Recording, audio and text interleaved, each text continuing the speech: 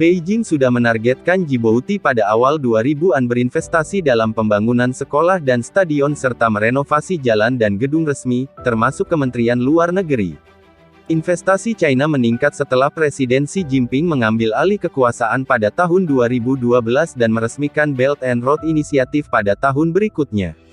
3 pencapaian utama di bawah Xi adalah pelabuhan besar multiguna Doraleh, jalur kereta api antara Djibouti dan Ethiopia, dan jalur pipa gas antara kedua negara. Djibouti juga menjadi tuan rumah zona perdagangan bebas internasional buatan China, di mana bisnis dapat beroperasi tanpa membayar pajak penghasilan, pajak properti, pajak dividen atau PPN. Secara total, China telah menghabiskan 14 miliar dolar Amerika Serikat untuk investasi dan pinjaman untuk Djibouti antara tahun 2012 dan 2020.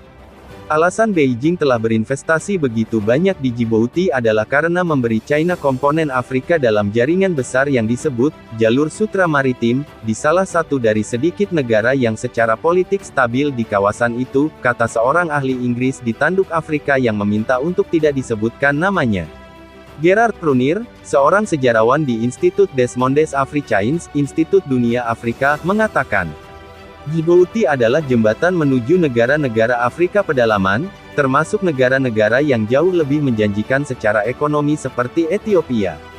Thierry Pairault, pakar hubungan Sino-Afrika di think tank CNRS Paris mengatakan, Djibouti melihat manfaat nyata dari masuknya investasi dan pinjaman China. Negara ini jelas membutuhkan pendanaan dan tidak ada orang lain yang bisa dituju.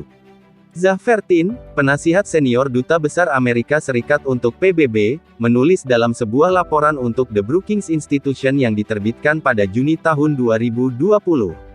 Elit Djibouti percaya bahwa keuangan, teknologi, dan volume perdagangan Tiongkok dapat mendorong negara mereka menjadi Singapura di Afrika, tulis Zaffertin. Tujuannya jelas, seperti Singapura, manfaatkan geografi uniknya dengan melewati rute pengiriman komersial utama untuk menjadi pusat logistik, layanan, dan pengiriman global di dunia yang bergeser ke Asia dan Indo-Pasifik, menurutnya. Tapi hubungan Sino-Djibouti telah mendingin selama beberapa tahun terakhir, ini seperti pernikahan yang perlahan terurai, kata Prunier.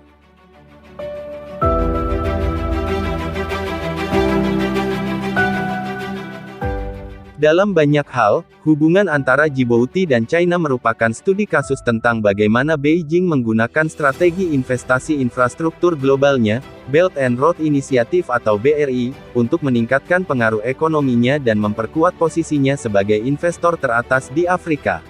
Ini sebuah prioritas geopolitik utama, dengan ekonomi dan populasi yang berkembang pesat. Tetapi ini juga merupakan kisah tentang bagaimana sebuah negara Afrika kecil, tanpa sumber daya alam, telah membuka diri bagi kekuatan internasional untuk mengambil keuntungan dari lokasinya yang strategis di pintu masuk ke Laut Merah. Dalam menerima arus masuk modal dan pinjaman China yang sangat besar, Djibouti sekarang menemukan dirinya dalam situasi ketergantungan ekonomi yang berisiko mengancam otonominya, tulis Sonia Le Gourielec, spesialis tanduk Afrika di Universitas Katolik Lille, dalam Revue de Défense Nationale atau Tinjauan Pertahanan Nasional, seperti dikutip Samo News dari AFP, Sabtu tanggal 10 April tahun 2021.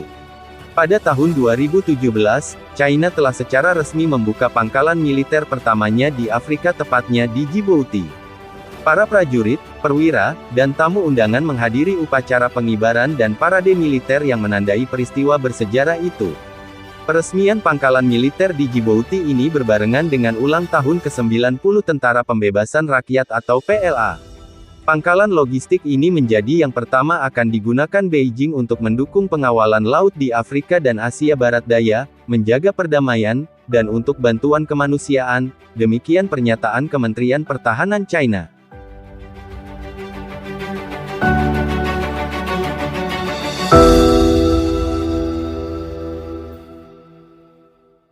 Hutang adalah masalah besar. China memegang lebih dari 70% utang Djibouti, yang menurut beberapa pengamat mengancam kedaulatan negara Afrika.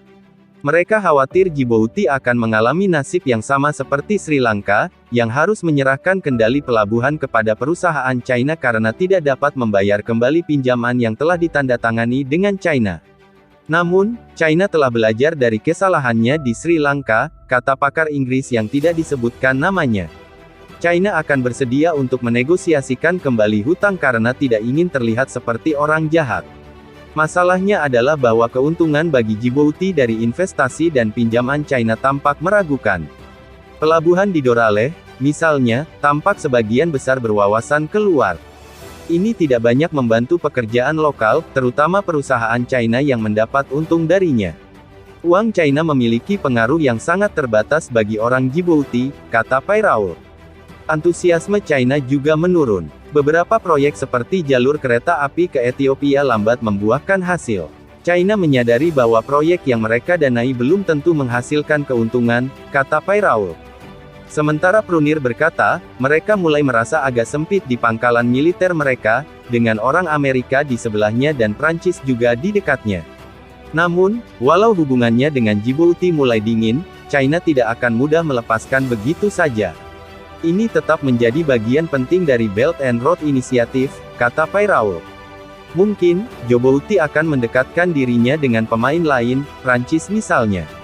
Tidak ada negara lain yang bisa melakukan apa yang dilakukan China dalam hal meminjamkan uang, tetapi masuk akal jika Djibouti akan memperdalam hubungannya dengan negara lain, kata Pairaul.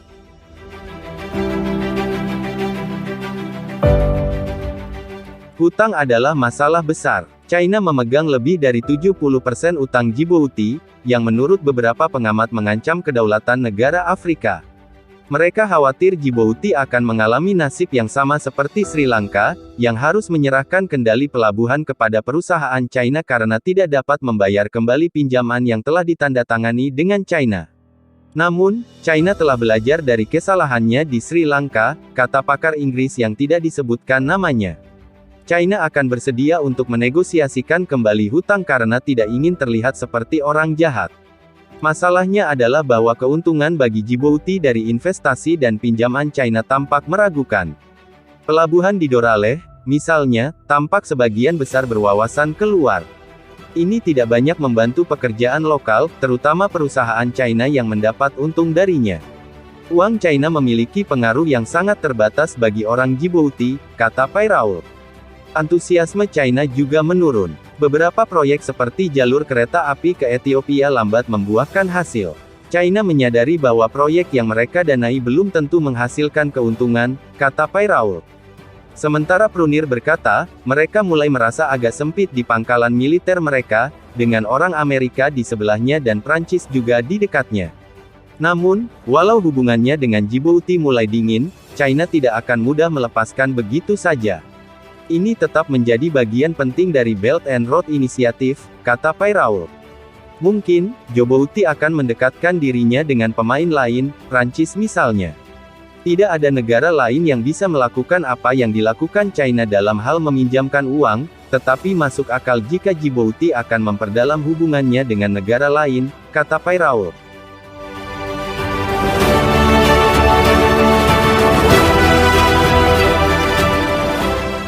Pasukan Amerika Serikat di Afrika terus mengamati China, khawatir Beijing semakin mendekati pembentukan jaringan pangkalan militer dan angkatan laut di seluruh benua Afrika. Kita tahu China menginginkan jaringan pangkalan di seluruh dunia, kata Kepala Komando Amerika Serikat di Afrika, Jenderal Stephen Townsend, kepada anggota Kongres, Kamis tanggal 22 April dan menambahkan perhatian terbesarnya terutama di sepanjang pantai Atlantik Afrika. Setelah China mendirikan pangkalan militer pertamanya di pantai timur Afrika, di Doraleh, Djibouti, pada 2017, meningkatkan kekhawatiran di antara para pejabat militer Amerika Serikat yang menggambarkan fasilitas China itu tepat di luar gerbang pangkalan AS yang terletak di Camp Lemonnier. Townsend, Kamis tanggal 22 April, mengatakan sejak itu, Beijing berupaya memperluas jejaknya di Djibouti dengan mengincar lokasi tambahan. Apa yang telah mereka lakukan dalam 2 tahun terakhir adalah menyelesaikan dermaga angkatan laut yang sangat besar dan dermaga AL yang berdekatan dengan pangkalan mereka, kata Townsend mengenai ekspansi China di Doraleh. Dermaga ini memiliki kemampuan untuk melabuhkan kapal terbesar mereka, termasuk kapal induk China serta kapal selam nuklir. Sekarang para pejabat Amerika Serikat mengatakan China sedang mencari lokasi lebih jauh ke selatan di sepanjang pantai Afrika Timur, di Tanzania, dan memiliki rencana yang lebih ambisius di sepanjang garis pantai Atlantik Afrika. Ini adalah ancaman paling signifikan dari China, kata Townsend kepada anggota Komite Angkatan Bersenjata Senat, Kamis tanggal 22 April tahun 2021, dan mengatakan Beijing menginginkan sesuatu yang lebih dari sekadar tempat di mana mereka bisa berlabuh dan mendapatkan bahan bakar dan bahan makanan. Saya berbicara mengenai pelabuhan di mana mereka bisa mempersenjatai kembali dengan amunisi dan memperbaiki kapal-kapal angkatan laut, katanya. Mereka sangat agresif untuk memperolehnya. Kesaksian dari Kepala Komando Afrika Amerika Serikat itu menyusul peringatan serupa tentang ambisi militer China dari pejabat pertahanan lainnya.